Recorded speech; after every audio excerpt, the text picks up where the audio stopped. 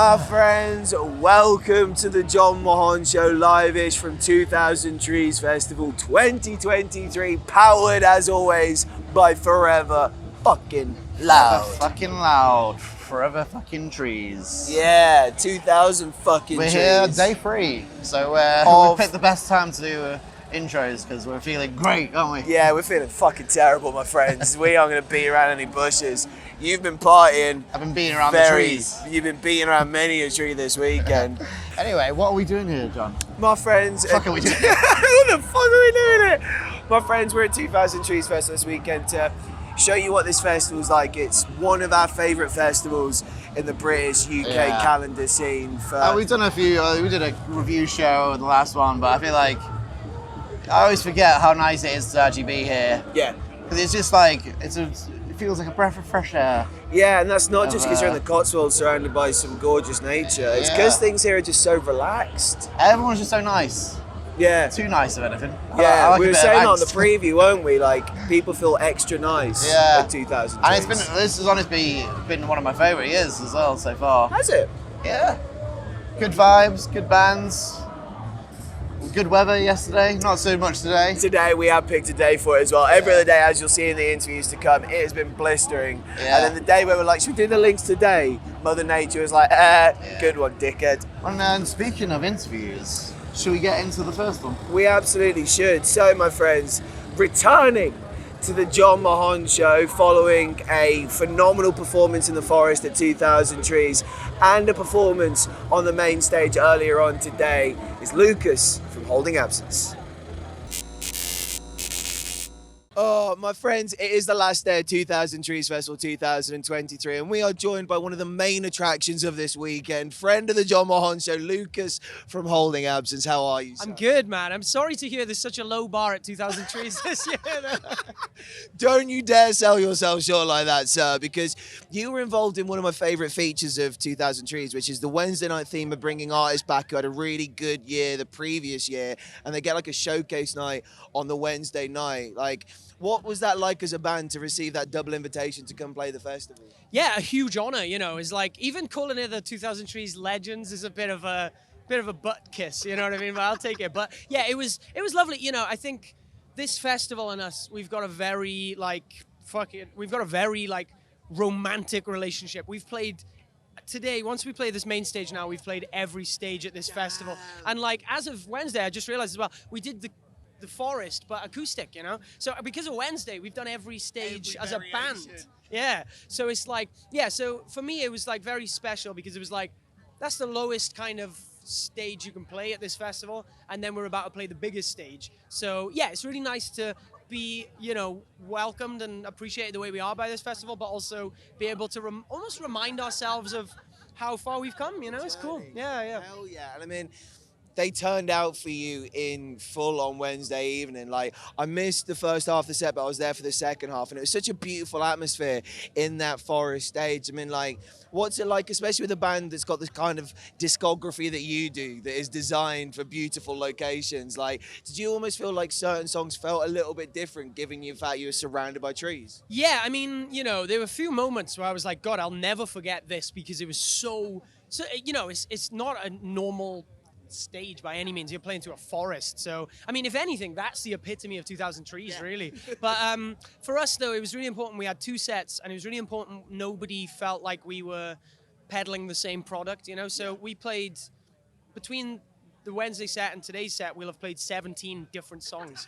Yeah, so we played Afterlife was the only song we played on Wednesday, we're playing today. Okay, so we didn't play Shadow, Gravity, anything. So yeah, so we really made a point, if you're a fan of our band and you're here to watch us, you know, like, we're gonna make sure that we give you as much as we can. Yeah. Sick. And I mean, like, one thing I love about your fan base is their muso fan bases, and like, for them, stuff like what song goes into another song live like means something, like, as if they followed that song with that song. Like, as a band that knows that their fans are that into them, there's certain moments in your set list where you do try and create those moments where it's like, oh my god, I can't believe they followed that one with that one. Yeah, dude, yeah, for sure. I mean, that's my favorite thing about our fan base is, I think, honestly, I feel like our fan base reminds me of myself, because it's just passion for music. We have a very kind of whatever genre, really. I mean, we're post-hardcore, metalcore, melodic hardcore, emo, pop punk, like whatever. Who cares? But the music means something. That's the point. So yeah, and I think, you know, whenever we think about our fan base, we've got a real respect for them, because we know that it's like it's the intrinsic things that matter, not the genres and the breakdowns or any of that stuff. So yeah, like for example, today we open with Like a Shadow, and it's literally I just come out and I just sing the chorus in the high octave with just the backing track, and then we just go, you know. And when we come up with that, we were like, man, that's just, if you've seen us 10 times, that's cool. New. Yeah, you know. So yeah, it's always about trying to reinvigorate our set, but also respect songs, because I don't want to be the kind of band that goes like, oh, we don't like that song, we've played it too many times, we're not going to play it again. It's like our best song. It's like, it's not fair on the fans, you know what I mean? So yeah, I think more than anything is knowing we're playing to people who've never seen us before, people who've seen us dozens of times before. How do we respect everybody, if that makes sense? So yeah. And it's a balancing act, man. It's a fine balancing act, especially when you've got a brand new album dropping in now is effectively a couple of weeks. This is the last show before it comes out. Jeez. Like, yeah, it is. Yeah, you're right. It's kind of, it's weird. Like, our next show is, which is a bit of a flex. Our next show is in Las Vegas. Okay.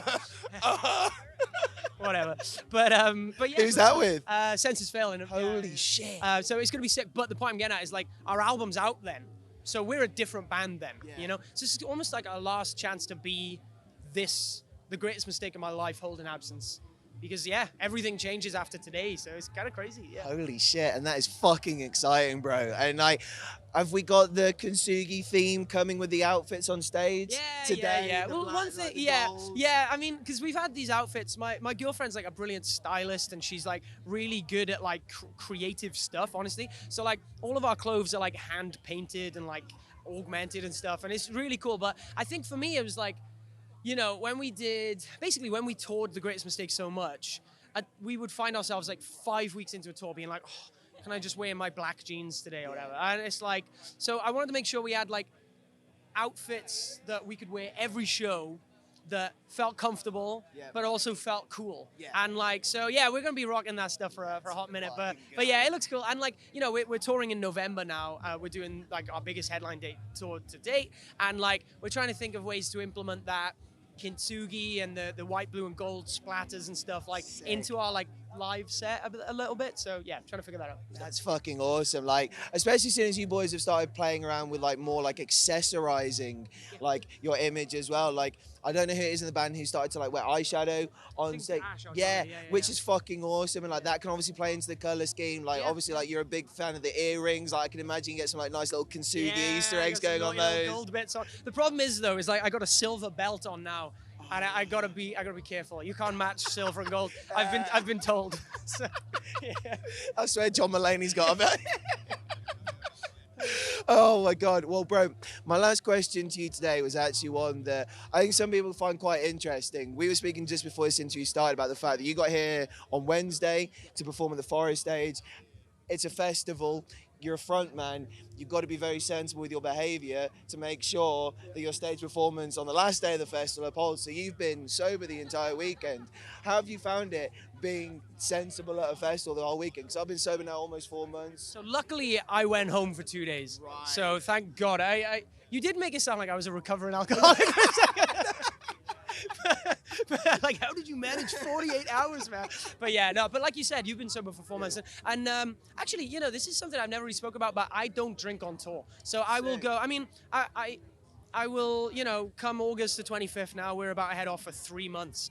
And I won't drink more than maybe a unit a week, if max, you know. And like, it's quite interesting to me because it's like trying to find comfort in sobriety, you know, but then also I do like alcohol and I enjoy being drunk, and it's like trying to almost respect that, you know, it's fun to have fun, but it's also fun to not need anything to have fun, I guess, right? 100%. Yeah. So like, that's what I found with it, is like getting to a stage where it's like, in actual fact, there's so much else to enjoy without the alcohol consumption that in this industry more often than not does go hand in hand with it, especially when you're backstage and the rider's kicking about. It's very easy, let's have a quick one. I know. Yeah, I mean, luckily Chip and Dip is our main rider, so like, so I definitely indulge in hummus. Fine hummus selection.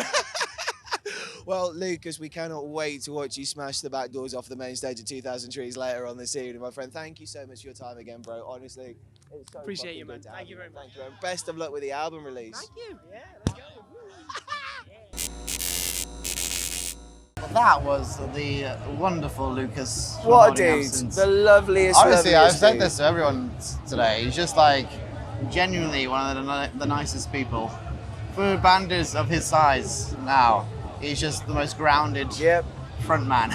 They're doing the 20-year anniversary of Census Fail's record. I can't remember which one. The big one. I think that it might be, yeah, Calling all probably cause is we got there. another victim. 2003, Since I I left guess. has become an Yeah. affliction. What did you expect from me? So that's gonna be, and like Census Fail is big, Big band. big crowds in America. So they're doing big that. band in the States. And this is, like you said, this is the last show of the previous album cycle. So this is, so next, the new Holding Absence starts now. Yeah. Brand new era for Holding Absence and a brand new record coming out next month. But my friends, Speaking the of- interview action doesn't stop there. Yeah. Because we're going to do a little quick fire round, Shikari style. Oh, it's going to be that quick. Yeah. We're going to do some back-to-back interviews. We got Kipichi, played on the Thursday, and we got Heriot Who fucking crushed the on the main stage. and got Adam from As Everything Unfolds. Who, rather fittingly, did a better intro to an interview than I did this weekend. But if you vote in the comments whose intro is better. Whose intro is better? Because I'm already clicking that vote on Adam. He's coming for the job. It's not going to be the Jon Mahon Show anymore. We're going to have to rebrand this shit. Yeah, there you go. Are you ready?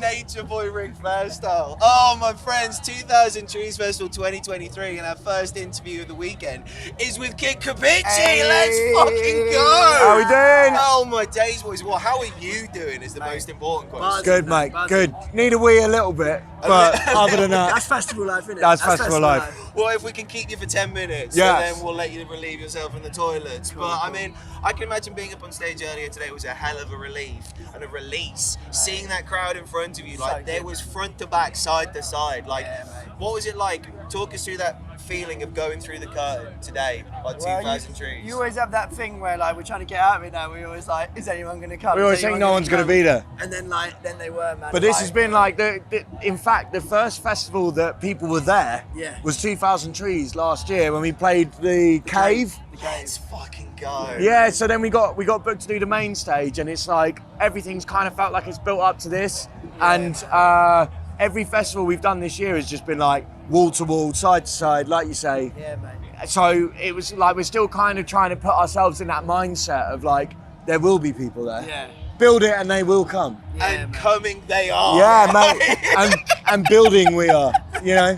Yeah, And, they're coming. right, where did the burger idea come from? I've got to ask that. Where was the burger budget from today? We used to have like at the end of our intro, we always used to have a thing. We had Will Smith like, keep your hands off my, and we were like, we got to change it. And then we went, who wants a fucking burger? We were like, And- blow up burger for sure. Blow up man. burger. Amazon jobby. Let's go. Yeah, so it's like People just started surfing it. We did not expect that, and it's like it's constantly got someone surfing the burger, man. That's it incredible. writes itself, that stuff, you know. That's incredible. Please tell me like you got a decent videographer out there capturing Yeah. stupid We got moments someone on like Burger Cam, man. Like, Burger literally just surely on Burger Cam, man. Yeah, it was great. It's done us proud, that burger. Let's get that BK sponsorship Yeah, going, because I mean, like having a black card for Burger King whilst on Maybe the road. maybe there's a crown to go with the burger as well, man. Well, I was saying that we should get one of the Burger King crowns, and whoever serves it for the longest is the Oh, Burger it's King. the Burger King. Or the Burger Queen. Oh, the Burger Queen, that is a genius idea. That's it. Well, I mean, let's talk about a set list. I mean, like when it comes to putting together like a Kipichi set list, especially for a festival where you are a very high octane, high energy kind of band, like what's the refinement process like in terms of putting together a festival set list for you guys? Yeah, it's just got to really get people going. Energy is important, but then also like you got something like Party Number 10 in there because you always got to have narrative and message in there as Yeah. well. So it's like you've got to try and mix those things. Yeah, I up, think right? it's always difficult because as a band, you're always working on something new. So it always feels like you're playing old stuff. To Yeah. us, it always feels like we're playing old stuff. And we're like, oh man, if we could put this new song and this new Yeah, song man. that people don't know. So it's always difficult in that way. But we tailor it to each festival. Yeah. Sick. You know, like when we did download or something, like we went like balls to the wall from the start, but with this, you know, it's slightly different. Well, actually, it's quite a heavy festival, really. Oh, 100%. But like, they call Trees like the musicians festival because that's like a case like musicians walk around backstage and they respect the fuck out of the other musicians that they're seeing along People the way. want to see stuff they don't know, man. 100%. That's the thing as well. Like, people just open. I know that like 90% of those people who are in that crowd today had never seen us before. It was just that sort of FOMO thing of like everyone at the toilets going, "Oh, have you heard about this band?" Like, and that's where we make our fucking bread and butter. Do you know what I mean? Like, off of that word of mouth. So you got to put a set together kind of for that as well. Like, someone hasn't seen you, you got to be making a set for that. That's what I'm thinking. So if it is the case that, you know, you think you're going to be walking out to more first-time eyes and ears, like, is it the case that you're probably going to send more towards the new music? Just the most energetic. We send it to them, innit? Like, if they haven't seen us, you know what I mean? Center it towards whatever the audience we think we're about to feel here, you know, sort of thing. So it changes every time. But it's always high energy. Yeah, man. It's always high energy. That's my favourite shit about you boys, is it's high energy 24 It's fucking gotta 7. be. I mean, like, when you're in the studio, is that the case as well? Like, are you very much like, so like, I've got undiagnosed ADHD for sure. So I can't sit still. I think we all shit. have, yeah. But I can imagine you boys in the studio, you're like, it's a must. as soon as you get It's like a a must. riff or a vocal hook or something, it's like, wait the fuck up, I need you Well, right now. I always say to Ben, like, me and Ben are writing lyrics together. As soon as I stand up, that's when you know it's good. I stand up and I start walking around like. James, man, you're All right, suddenly out of yeah, that's it. Like, as soon as I'm standing, we're on to something good. You know that. If I'm sitting, ain't happening. It's out. It's the vibe isn't quite there. Like, you need to be fully stood up to appreciate this type of thing. Pacing. Hell yeah, like, that's what I'm about, man. And in terms of pacing yourselves in the studio, what's the new music front on Kipichi looking like? Coming. We can't say too much, but it's coming and it's ready. It's ready. Like, it's ready. Like, we literally haven't stopped, and it hasn't been easy, but we've got it ready. Writing on the road? A bit of writing. A little bit of writing on the road, a little bit of recording on the road. A little bit of recording on the road? Yeah, we did some recording in the back of the van. Yeah. But yeah, we've got new stuff done and coming very soon. So it's just putting together the plan of where, when, and how. Exactly. Yeah, everything's there. We're just kind of working it all out at the moment. But all I know is it's the best thing we've ever done. Yeah. It's the proudest we've ever been of anything. Sure. It's not just a step up. It's a fucking through the roof up. It's like blowing the fucking Seal ceiling. We think so. We think so. Like, yeah, it really feels like a big thing. So that makes me excited. That makes me very, very excited. It's gonna be good. And I mean, like, in terms of the sound whilst writing this new stuff, because I feel like festivals have given you so much of your identity, like your ability to turn up to, as you said, a festival like Trees, where, like, as you feel like, you know, you're playing to quite a new audience, but still, like, you've been born and bred within the festival atmosphere. Yeah. Like, you know how to get a fucking party started. And was that something that you took into the writing process for these new songs? Yeah, man. I think the thing about this next record is, like, the heaviest stuff on it's the heaviest we've ever done, and, like, you know, with every different sub genre within us, it's the most of that different thing. We've always been one of those bands that have wanted to be like. There's so many good bands out there. Me and Ben have always like bonded over bands that are like the Libertines, where they could do like a punk song and a heavy song and then an acoustic song. I've loved that. Like, even the fucking Beatles. Do you know what I mean? Like, I love that sort of thing where no one knows what to expect.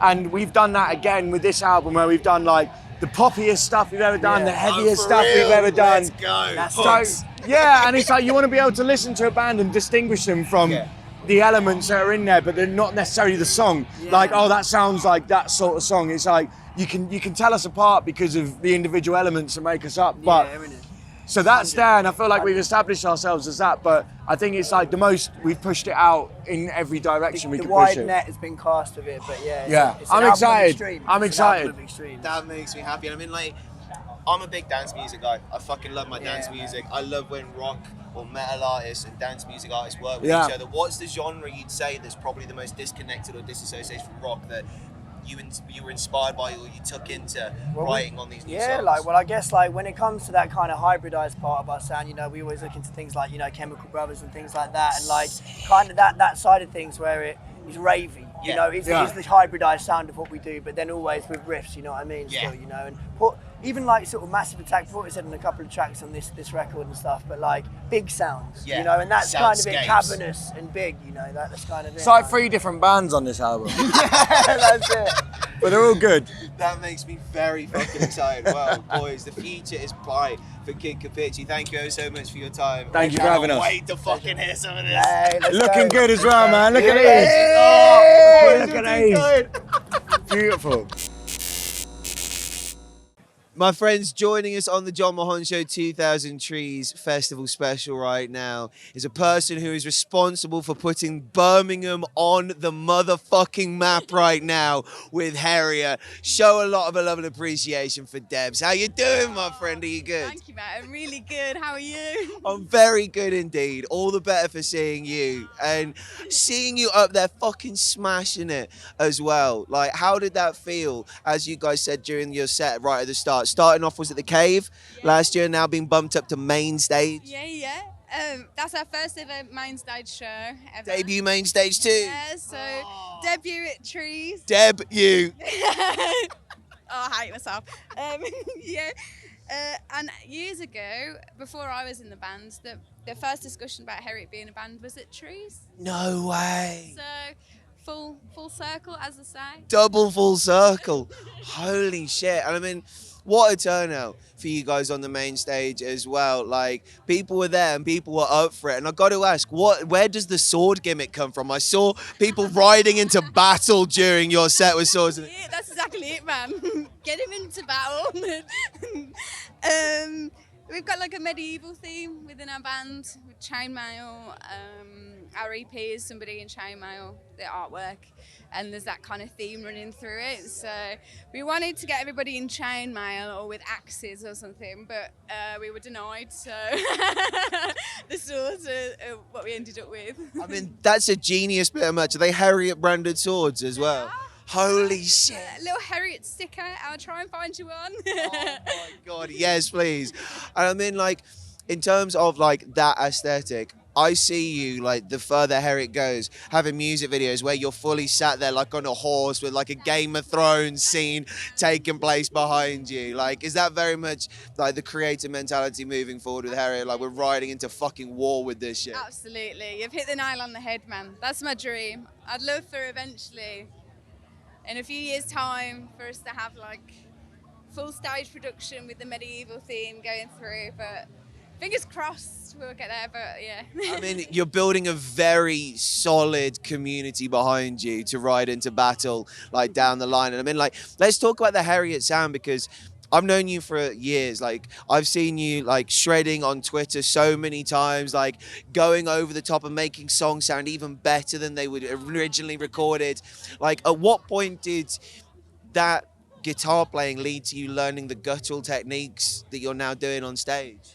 I think, honestly, and nobody will believe you when any vocalist says this, but it is 100% true.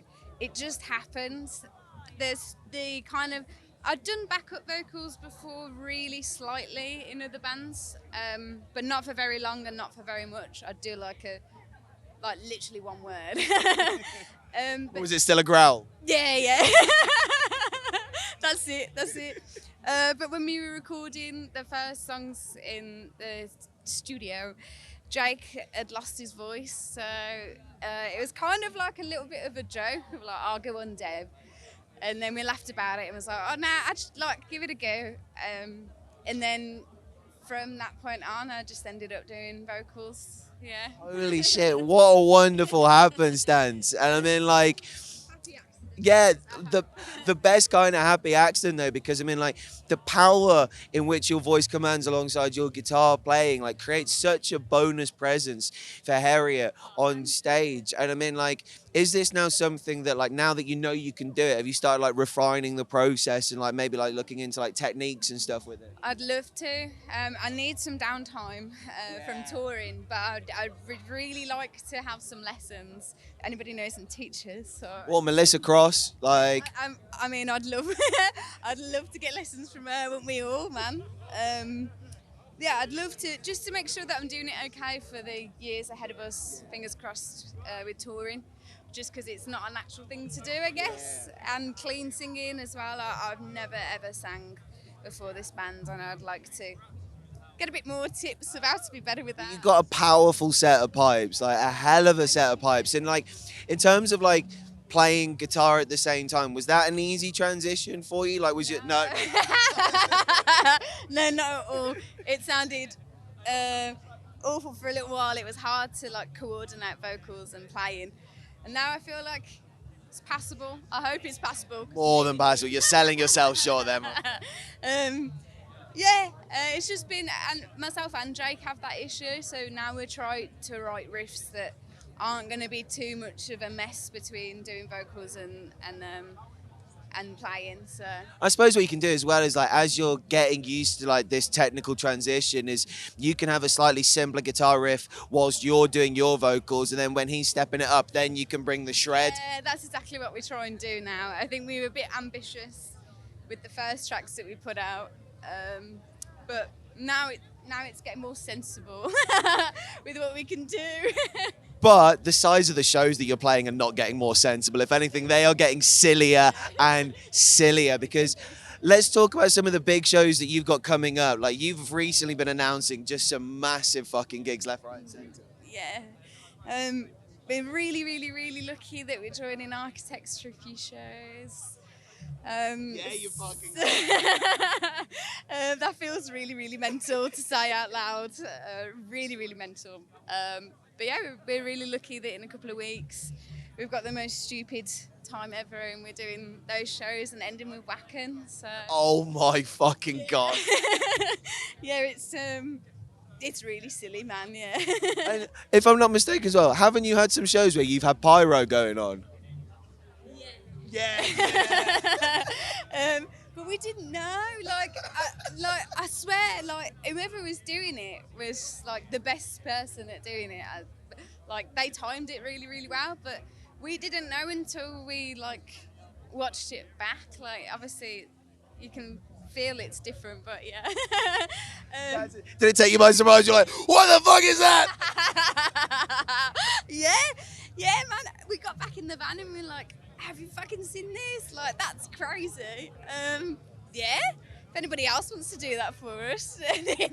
Yeah, because Heriot's battle aesthetic kind of looks very nice with fire. Some more fire budget, please. Yeah. Well, my final question to you is, like, coming from Birmingham and representing Birmingham, what I love talking about the most is you have a Brummie accent, like, through and through, like never change, never let it go. I'm sure at some point America will come calling. Don't let them take that 0121 accent away from you. But like Ian Shaw, your promoter, like has looked after you so well, and he's like made so many intelligent decisions as to where to put you. And you had a massive show in Birmingham recently where, like, across the board, wall to wall, you couldn't have gotten more people in that room if you wanted to. Like, what's it like seeing your hometown show up for you like that? That was a really, really, really nice moment. Obviously, proper Brummie. Can't get away from the accent. But I've also played like Birmingham shows for years and years and years, and until that show, and like a couple of other support shows, I'm used to playing to nobody. Like I really am used to playing to nobody. Like Hare and Hounds and Flapper. Subside. Yeah, Scruffies. Yeah, Scruffies are, yeah. The lot, I've done a lot of them, and there's never been anybody there. So with that show, I was like, oh. They've turned up this time. Yeah, they've turned up now, so that felt really good. That's awesome. And I mean, like being on stage on a night like that where you're playing in your hometown and you've been doing this for so long, you've been honing your skills, refining your craft, like the venues that you're going to be selling out in Birmingham are only going to get bigger. Like, is it nice to take stock on those moments and go, cool, we've seen this full room, and it's like, now I know what the next full room's going to be? I think, speaking honestly, I just take like each show as it comes, as like, that was wicked. I mean, I think I'd love to play the O2 Academy in Brum. That would be the one in Brum that I would love to play. And I've thought that every time I've been to a show there since I was like 13, 14. But I'm hopeful one day that might happen. That's the one that I've got my eyes on. Well, my friends, I don't think you're going to be after waiting very long to see Heriot performing on stages that big anytime soon. But Debs, thank you ever so much for your time today. And we can't wait to see you conquer the rock and metal world over the next couple of years. My friends, show some love to Debs from Heriot! Yo, it's Adam from Everything Unfolds with Jon Mahon. We're doing an interview. Who are you doing it for? Forever Loud. Forever Loud. Oh yeah, baby. There we motherfucking go. Bro, Adam from as Everything Unfolds on the Jon Mahon Show. That's a better introduction than I could ever fucking pull out the bag, bro. How the fuck are you doing? What a way to start. Oh, mate. Chaos. No, this is so. Well, we'll see how it goes. This is chill. Come back in. Come in. What's your name? Sorry. 28 interviews over the weekend at Slam Dunk. You're going to do it now to me, aren't you? Oh my days. We love the college. How the fuck are you? I'm good, man. I'm fucking dying.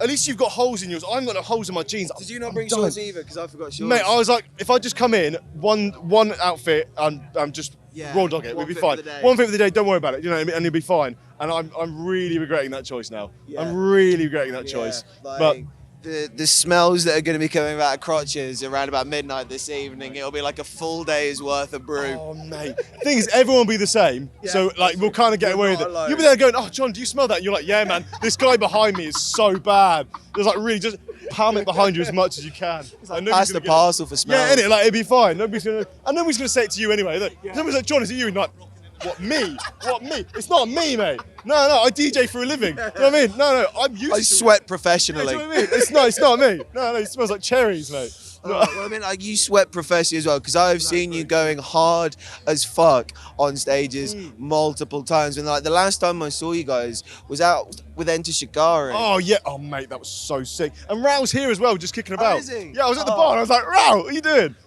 Fucking, that was a sick tour as well, man. They go hard as well. Shikari is sick. What a run for you guys at this stage in your career, though, to be taken out with not only veterans of the scene, but independent veterans of the scene. I can imagine that learning process, like being able to just ingest what that kind of operation looks like and go away feeling that motivated. Like, was it the case that you were every day was a school day? Oh, every day was a school day. And they are so slick. So slick. Big up George and Lucy on Sound and Lights as well. What a fucking dream. Can I swear? Yeah, I've done it. What a dream team. Oh my God. Every production is amazing. It's flawless. And all the boys, every single show, they give it everything. Yeah. I think it was the Glasgow show. Rory crowd surfed. And when I mean crowd surf, I don't mean like surfing. I mean like as in he stood on top of the crowd surfing, playing guitar. Mate. Oh, and the boys are going to me like, you should do that. I'm like, ain't gonna work. Because I'm gonna go in and they're gonna go, no. That won't happen. Sometimes you got to assess the sitch, but I mean, like, thing is, what my rule of thumb usually is, if the barrier is 4 to 5 deep, then you stand a chance. Like, because I'm like 96 kgs worth of human being. I don't want to be falling on anyone that I shouldn't be falling on. And it's like, sometimes you have to do the judgment call of like, is my body weight going to cause us both issues? Yeah, oh, mate, but honestly. like, I think honestly, like a decent barrier, like if you got that 1 foot on the metal barrier, you can use the crowd as the other foot of support. You really can. And like, I'd be comfortable with that. Yeah. Right? But Rory had no barrier. No barrier, just literally held up by the crowd. Honestly, that's the thing that just blew my mind, is that the crowd carried him in and he was in the middle.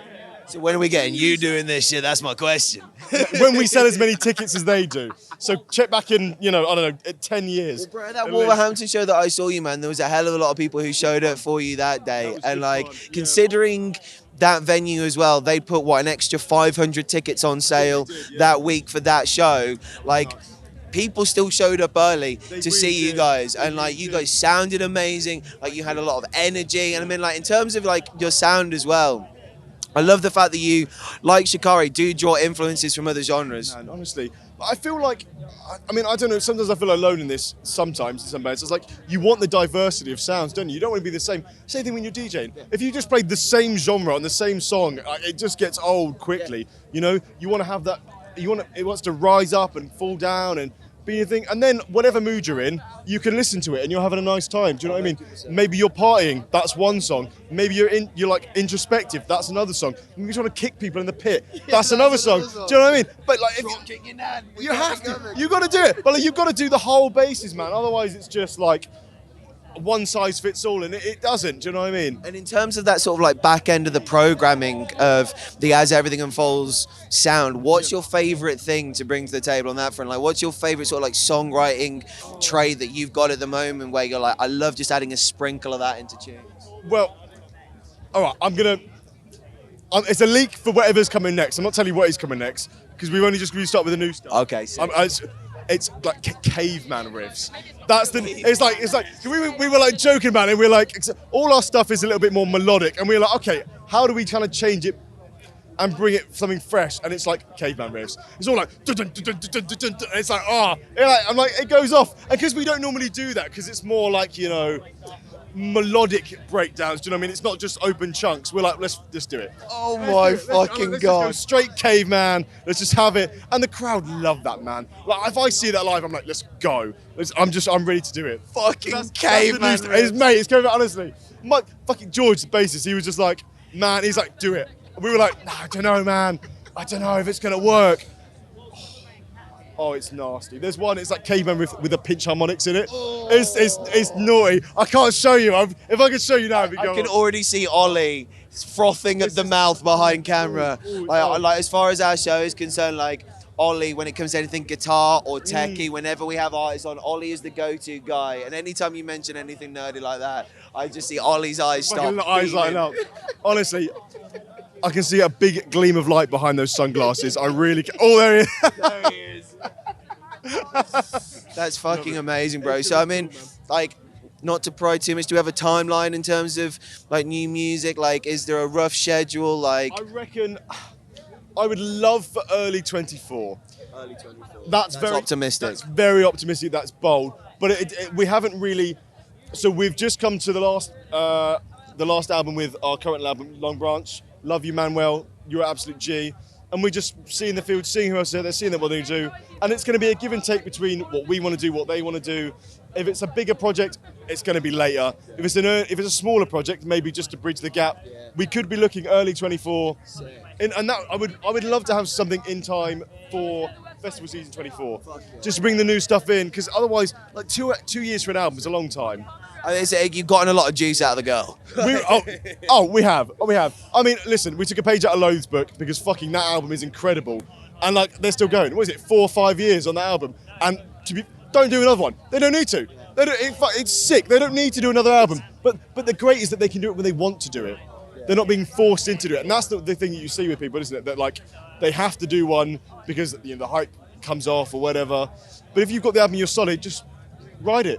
I feel like where you're at, especially with your fan base at the moment, like, they are so receptive in the sense they're like, just give it to us when you're ready, because like you're so tried and tested with the product you've been churning out. Like, people know that they're going to get the quality from you. And that's what it's going to be. Like, I don't know if you feel the same. I'd rather wait for a good record. Yeah.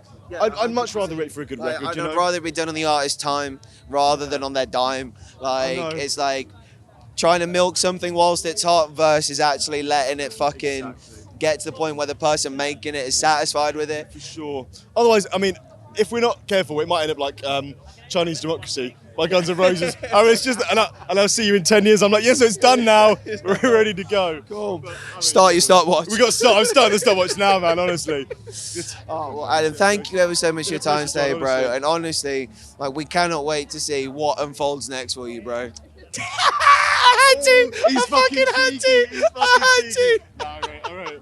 Love you, John. Love you too, bro. That was fucking perfect. See you guys in the pit. Hell yeah. Drop kicking. How about that for 3 wonderful bands? And if you're brand new to those 3 bands in particular, now is the time to wake up, because they're going to be taking over each of their respective sectors of the industry. I mean, Heriot, like, Debs has got one of the best crowds going. Kipichi just bringing this raw energy. I believe they've been announced as support for Don Broco on a few shows. Have they? Yeah, so that'll be a fun show. Yeah, I actually spoke to Alice from Lake Malice yesterday, or the day before, and she was saying she walked past while Kapichi were playing, and she never heard them, but she stayed and watched like most of the set. So it was really, really fun. And that's the kind of band that they are. Like, they are attention grabbers. Like, they command your attention even if you've got no plans of watching them and you're just passing by at first. It's like, no shit, I want to check this out. And now's your opportunity to check them out after this special finishes, though, because we've still got more to come. It's very much, I mean, like, there's a lot of international bands, but I feel like there's a big UK, there's a strong UK lineup at Trees, I think. Very strong. And like, they always bring people back, like the band that's next up, the Xcerts, have been here many a time. Many a time. And yeah, they played yesterday to a packed out stage over there. Oh, did you see them? I walked past and I was like, yeah, the tent was like full to the Holy to the shit, let's rim. go, boys. So now, next up we've got the Xcerts. Oh, 2000 Trees Festival 2023 continues to provide because the Xcerts are joining us right now. How the devil are we, boys? Doing good. Doing real good. Yeah. Very well. Currently Cooking. cooking. I was just about to say we are literally cooking. I don't know if the audio's picking it up, but I'm like crackling, like sizzling right now. Yeah, you could fry eggs on the skin that is on this shot right now. But talk to us about your day. Like, what, since you woke up this morning, what has your day at 2000 Trees Festival consisted of up until this point? Take us through it. In the van, listening to a wonderful array of music. DJ Jordan. Let's DJ go. Driving Jordan. What was on the playlist? It's like the Carter family, just modern stuff, you know. It was very summery, very beautiful. Nice. Honestly, we've been stuck in the van for 3 hours. So we had a little coffee, a little grub, and then jumped out the van and basically came to see you. And now we're here to see you. Straight in, Straight and this in. is how we start 2003. Professionals. Look at that. That's Chain to the press professionalism. area. Look at it. Chain to the promo. Promo, baby. Well, Yeah. I mean, let's talk about your summer so far this year. I mean, like, for those who weren't aware, like, what have the Xcerts been up to this summer? So we've been just releasing a lot of music. We're getting ready to release our new record in August. Amazing. August 18th, promo. Let's go, promo. August 18th, learning how to live and let go. So yeah, for us, it's actually, this is the start of our summer. Damn, okay. So yeah, so we're fucking so pumped just to be out. I think we feel like caged animals. Yeah, ready very to much so. erupt. This is going to be pure catharsis today. Yeah, Can't wait. absolutely. I'm excited because the Xcerts are friends of 2000 Trees Festival, coming to this festival for a very long time. So I mean, like, for this to almost be the start of a new campaign for you guys actually feels quite fitting. And I mean, with the songs that you're going to be performing today, I mean, of the new material that you've been working on, like, how many of these songs have been geared towards the thought of performing at festivals? Maybe there's a couple that would apply to like big stages, I think. Yeah, I think honestly we made the record in a studio for a year, and during that time it was kind of post-lockdown. Okay. So we still had conversations last year of if we were ever going to play again. Really? Just purely because of like COVID. Nobody knew. Nobody knew what was going on. No, we're good. We're all good. Thank fuck for that. We're too stubborn and too dumb to quit. To do That's anything why else. we've been going for so long. But yeah, so there were conversations of whether we'd actually ever play again. So it was very much a studio record and Amazing. wanted to experiment and try something new. And then it just so happens that, you know, we got in the room and started rehearsing some of these songs, and some of them were totally built unknowingly for bigger stages. Hell yeah. So yeah, songs like Ache and Jealousy and even Gimme, our first single, it's like, yeah, these songs should be played live. Hell yeah. So what were some of those things that you started playing around with in the studio that you just mentioned? Are these like elements that the Xcerts haven't really touched on, like in terms of very like, much so. songwriting structure or like instrumentation? Yeah, we kind of threw away the rule book a little bit for this one. Sick. Like, Yeah, for us certainly, and then I think like for us as well, it was like trying to make a 1.5-minute song as weighty as a 3-minute song. That was a big thing for us, and just chopping it trimming down, the fat, trimming it all Very down, much so. There's not even any protein anymore. Fucking chopped up, man. Shredded for summer. I don't even know what we're left with.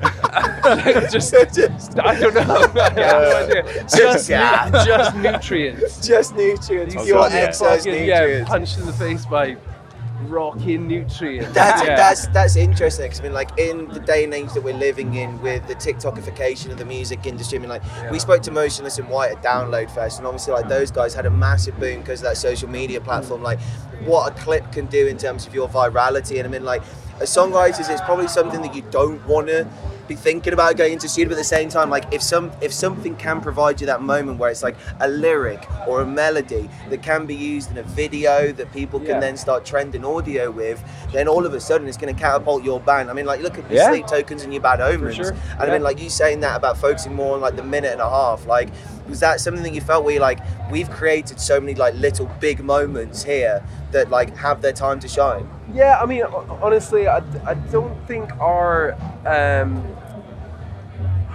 like songwriting morals changed. Like the end goal is to make somebody feel something after the whole thing. Sick. It's never kind of about a moment in the song Sick. or us wanting to play new music to people and say, oh, but check this bit out. Yeah. It's about the overall feeling. Sick. So honestly, we didn't think it was that odd, and it wasn't some like kind of business savvy. It definitely wasn't choice. deliberate or conscious, but it's convenient that all of our new stuff is super short. Yeah. And that's the thing is that like, you know, fitting like your chorus into 15 seconds these days, like it's how people's attention spans are moving on. It's like if you're like, because what I love about your songs is like they can be used in so many different moments. Like, you know, say for example, you've got songs that like if they wanted to use it like during an FA Cup match to show like a highlight reel, you could use it on that, but then you could also use it as a credit song in like at the end of a film. Totally. Like, and we do actually, those are the conversations we have about like,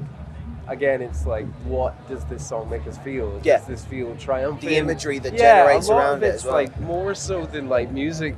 It's a mood, trying to capture a mood of film some kind. and TV references as much as musical references. Let's go. We're writing. What were some of the favourite ones of those you managed to sneak in? Well, this last record was like all John Hughes movies. Yeah. So Breakfast Club, 16 Candles, all that. This one was way more like A24 inspired, like American indie movies. Yeah. Kind of our own independent film soundtrack. I like that. That's good. Let's go. Like Wes Anderson's going to be hitting you boys up for the next one. Not quite as sweet. No. Who's the alternative dark version of Wes Anderson? Right. Ari Aster. The Safdie brothers. I don't think we're going to get a song on that. Like Bo Was Afraid. You never know. Yeah. One of our songs might just be that sort of thing And that makes it the even more Safdie creepy brothers in a as scene. well. Yeah. That would be cool. Yeah. A kind of musical panic attack. A musical panic attack. That's a great way to describe any sonical output. Like. So in terms of putting together your festival set for 2000 Trees, what was some of the rehearsals like? I mean, like in terms of your set list structure and your set list selection, like moments that you're looking to create with the crowd, like particular moments in songs, like, you know, especially as like, you know, frontmen or guitarists or drummers, like which moments are designed for each individual member during this particular 2000 Trees set? Again, I think it's about the whole 50-minute journey that we can create. So we're well aware that, you know, we want to be selfish and play as much new stuff as possible. Yeah. But we understand that at a festival like this, where, you know, a few more people know about us, it's like we got to cater for everybody. Mm-hmm. So it's a fucking greatest hits. The Xcerts at their very best. Xcerts at their very best, minus the production. So we've been rehearsing a lot. Just been enjoying playing together again. Yeah. I've been in the rooms together, so I've been working hard on the set, and it's like 50 minutes of power. 15 minutes of fucking power. What a fucking synopsis for this evening show. Well, before we get out of here, my friends, what's the rest of 2023 looking like for you? Busy. Records out in August, tour in October. Yeah, in-store run as well in August as well. We're back on the horse, man. Let's fucking go. Well, my friends, you've got no excuse to not be listening to the Xcerts for the rest of 2023. One time, make some noise for the Xcerts! Woo! Let's go. Thank you. That was a bloody lovely Xcerts. Murray and Co. Very nice man. Man, I'm excited about that new music. Yeah. Speaking of checking things out, my friends, we do our best to provide artists for you on the show who we honestly think you should be checking out and supporting and giving your love and attention to. And the artist that we spoke to coming up next, Kelsy Karter, I strongly believe that not only her current releases that are up on Spotify or YouTube, wherever you stream your songs, are pivotal for you to listen to, but the music Kelsey's going to be creating, I'm so damn excited to see where this career goes, because genuinely I think we've got potentially great voice, phenomenal voice, and potentially one of the future greatest rock stars on this planet if the live shows are anything to go by. Yeah. Or not. It's not up to us, is it? Or not. I've said this weekend I'm bringing the vibes. Mostly negative vibes. Yeah, like Too much positivity going around. It is the yin and the yang of the Jon Mahon Show there. Like, I am like sickly optimistic, and then Ollie just comes in with reality. Jon thinks everyone's going to be the biggest rock star in the world. Yeah. But anyway, Dreams do come true. This is Kelsy Karter with her whole band. With the whole band, which just adds a little bit more spicy chaos to the mix. 2000 Trees Festival 2023, and we are joined by one of the hottest up-and-coming artists on the planet right now. Show some appreciation for Kelsy Karter and the Heroines. Let's go! Hello. How are we? Yeah, good. Exhausted, but good. Exhausted, yeah, because it has been a very busy week for you. Yeah, it's been a busy 3 months. We've been touring for like 3 months straight, so this is actually our last show on this run. And then you're done. For now, for a couple months, yeah. You We've can got to finish the your own album. bed for a little bit. Well, no, I'm actually going on tour to see my boyfriend, so I'm not working, but I'll be on tour still. So no rest for the wicked. No. Love it. No. Well, I mean, like, we will talk about the run of shows, but I want to talk about the show the other night at the Old Blue Last in London, because I saw some clips of that on Instagram, and it just looked fucking wild from start to finish. Like, what was the energy like from first song? I mean, yeah, it was electric, wasn't it? It was just way sweatier before we even started. And like we knew what kind of gig it was going to be before we even went on stage, and that's personally my favorite kind of gigs. Just like wild and feral and sweaty and rock and roll, you know. We have some moments where we come off stage during the set and the dressing room was so far away from Yeah, so we had to like fucking run. I do a costume change. I had to like run upstairs, get naked, chuck my G-string on, come back downstairs, and they'd already started the next song. So we had to loop round. You're there like, oh God! Yeah, dead set. I was like, oh, they're starting it. Well, they're gonna have to fucking wait. I mean, let's talk about your experience on the road as a supporting artist. I mean, like you've been privy to some pretty big support slots. I mean, like, how vital has that been to your education as to like performing on the road, like being surrounded by like all of these greats? Yeah, I mean, touring with Billy Idol was like, for me, he's one of my biggest inspirations growing up, like musically, stylistically, fashion, everything. And so that was like such a cool, like surreal experience. And we learned so much. We also like, because our audience is really young, it was interesting to be performing in front of like a much kind of older audience, but like rock fans, and like seeing how they respond to our music. And like music's just such a universal language. It doesn't matter how old you are, where you're from, you know, what you do. If someone rocks, they fucking rock. Exactly. So yeah, I learned a lot. We learn a lot every show, whether it's ours or support or a fucking festival. Like, and that crew definitely went into shape. Yeah, I can imagine. That was like straight into the deep end. Yeah, it was a touch. It was very, you know, very professional, very like, okay, you have to, about. yeah. So that was interesting because, you know, obviously our touring lives are a little bit more chaotic on the regular. So I can imagine. Yeah. Isn't it, Tom? Sounds like my touring life is always. Mine's always perfect. No, shut the fuck up. The suitcase explodes everywhere you go. Instantly. Yeah. Well, I mean, like with the amount of stage outfits, I imagine you have to rattle through like on Yeah, occasion, exactly. Thank like, you. Yeah. Like, I can imagine it's like, oh my God, like where's this piece for this piece and like this piece? Like, have I left it in this country? Yep. Like, exactly. Small items of clothing can take up so much space. Anyway. Oh my days. Well, let's talk about the show and the stage this evening. Like 2000 Trees Festival, they call it the Musicians Festival because like every band that plays here, like all the other musicians respect him, and I feel like the stage that you're performing on has been graced this weekend with like so many phenomenal musicians. I mean, like, how excited are you to jump into such a unique stage this evening? Yeah, I didn't know what to expect really, and then we just went over and looked at it. It's literally in the forest. It looks adorable. Well excited about playing The only thing for me, like, you know, everyone's sitting.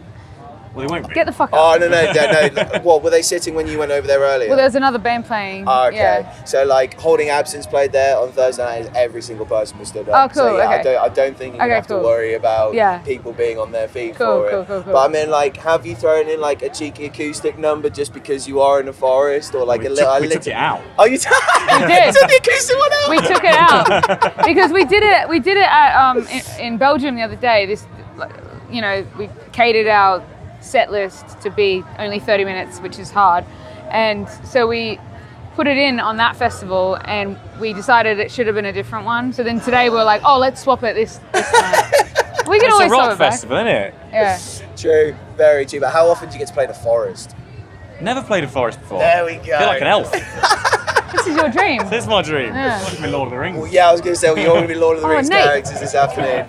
So, We're going to see the elves. yeah, Yeah. but have an amazing show Thank this you, evening. mate. Like, you guys absolutely deserve it. I've got no doubt that crowd is going to be, as you said, feral Fuck later yeah. on this evening. Well, I've got sweat dripping down my tits right now, so I think we're good. It's only going to get hotter. My friends, show some love for Kelsy Karter and the Harris! And speaking of people who you associate with 2000 Trees Festival, a man whose creative output is sown into the grounds of 2000 Trees Festival, Mr. Jamie Lenman swung by for a chaotic conversation. One of the funniest men in rock, I'd say. Yeah, 100%. I feel like if he wasn't a musician, he could do like stand-up. Without a doubt. He could, yeah. Without a doubt. And I'd buy tickets. I'd love to get roasted by Jamie Lenman in the front row. Yeah. And there was a great timed little cameo in this interview. Yeah. Do you know what? How about we stop talking about it and we just show you exactly what happened when Jamie Lenman took over the Jon Mahon Show? Here he is. Well, my friends, what a way to end 2000 Trees Festival 2023. Our last interview of the weekend is with a man whose musical output flows through this festival every single year, whether you're here or not. Mr. Jamie Lenman, sir, how are you? That was a really nice intro. I'm great, Johnny. Nice to see you here, buddy. Yeah. You look great. You could give Axel a run for his money. I thought that was a washout. You should have stepped on his head. Fuck you, guy. Wow. Just if Hyde Park needed a fill-in, I was there, ready and waiting. Do it. Pay attention. He's here. Give me the hot tag, Axel. I'm ready, bro. Do But how are you doing, sir? Yeah, I'm doing great. I've really only just been here for about an hour and a half. I had some mac and cheese, and then I did like a signing in the merch tent, and it was just completely overloaded. I didn't think anyone was going to turn up. And then there was loads of people, which is why I'm a little bit late. I'm super sorry. But I'm here now. I'm coming in hot. Yeah, and if there's anyone who's worth the wait, it's Jamie motherfucking Lenman. You got a silvery tongue. I didn't want to say it, but it's true. You made me feel good about myself. Thank you. It's damn true. And as I said, like, this festival has your history intertwined in it everywhere you look, from its inception to the campsite to now what you bring to it with all of your vigor. Like, what does it feel like to have so much of this lineage of the festival be down to stuff that you've created and done over your lifetime? Well, I got to tell you, it's weird because from my perspective, I play this festival like once every 2 years, maybe. I don't play it every year. So you're talking one day out of quick maths, 740 or something, right? Solid maths. You know, don't quote me on that. Give or and then take. all this stuff happens sort of without me, so that like Camp Reuben, that happens without me. I'm not there. So it feels weird for people to say, oh, they sort of feel your presence like Darth Vader in the shuttle, you know? But I'm grateful. But, you know, for me, Trees is only one day a year, every other year. So to get here and have everyone be already friendly and up for whatever I got to bring is, it's a privilege, really, John. That was too long an answer. It's a privilege. It's the perfect answer, because if you look at how diverse your musical career has been from the inception with Reuben to the stuff that you're making now, for these people to have been there every step of the way and to be coming up and turning up to signings. I mean, like, what's some of the conversations like that you're having with these people who you've probably known like coming up to maybe even some decades now? That's true. One of the things that was amazing about the signing just now is that people had tickets from shows I played 20, 25 years ago. Jeez. Really amazing stuff. And so that history, you're right, that's a real, to make a geological reference, when you do like a core of the earth, you put the cylindrical tube in, you see all the layers. That's like what doing the signing was like. There's people that I've just heard you last week. There's people my age, there's people older than me.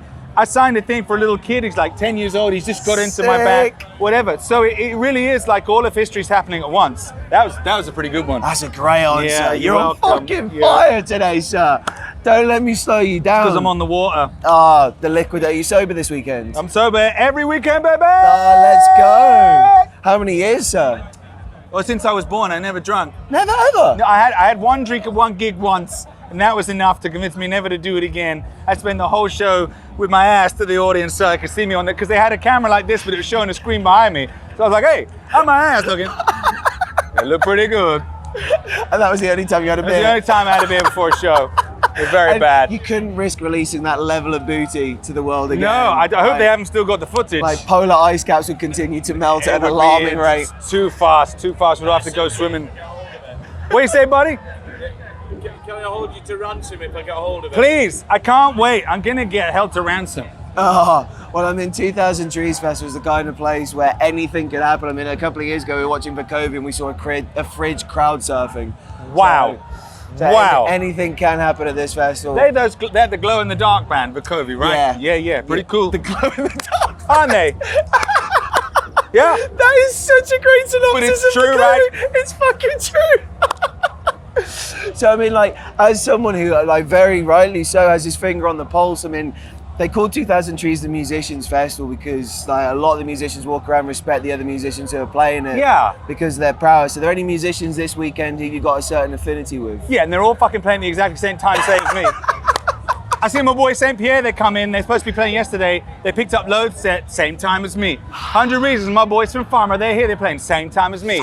Simon for Pitch Shift to turn up, they're playing the same time as me, but they hang over by 10 minutes, and I got the drop, they're playing Genius last. So I'm gonna split off, I'm like, Genius, and I'm gonna go home. So that's worked in my favor, that one. Hey Andy, what time you playing? Same fucking time as me, unbelievable.